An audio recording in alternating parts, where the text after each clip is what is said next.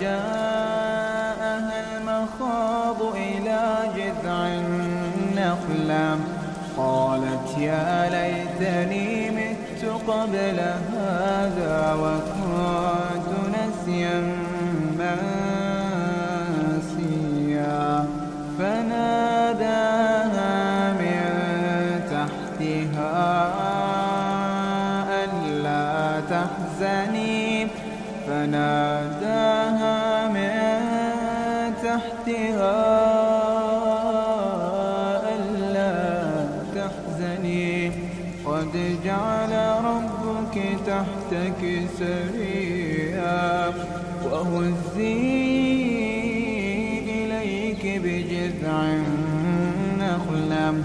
وهزي إليك بجذع النخلة تساقط عليك رطبا جنيا فكلي واشربي وقري عينا فإما ترين من البشر أحدا فقولي إني نذرت للرحمن صوما فلن أكلم اليوم إنسيا فأتت به قومها تحمله قالوا يا مريم لقد جئت شيئا فريا يا أخت هارون ما كان أبوك امرأ سوء وما كانت أمك بغيا فأشارت إليهم قالوا كيف نكلم من كان في المهد صبيا قال إني عبد الله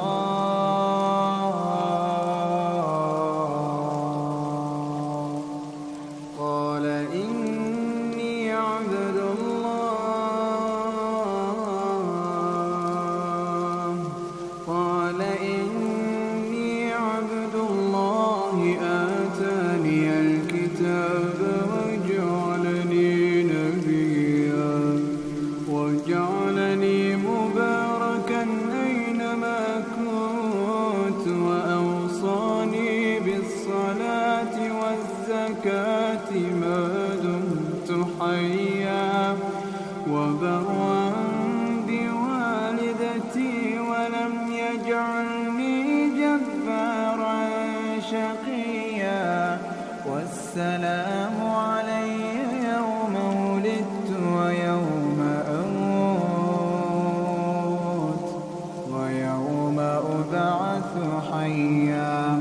ذلك عيسى ابن مريم قول الحق الذي فيه يمترون ما كان لله أن يتخذ من ولد سبحانه إذا قضى أمرا فإنما يقول له كن فيكون وإن الله ربي وربكم فاعبدوه وإن الله ربي وربكم فاعبدوه هذا صراط مستقيم فاختلف الأحزاب من بينهم فويل للذين كفروا من مشهد يوم عظيم أسمع بهم وأبصر يوم يأتوننا لكن الظالمون اليوم في ضلال مبين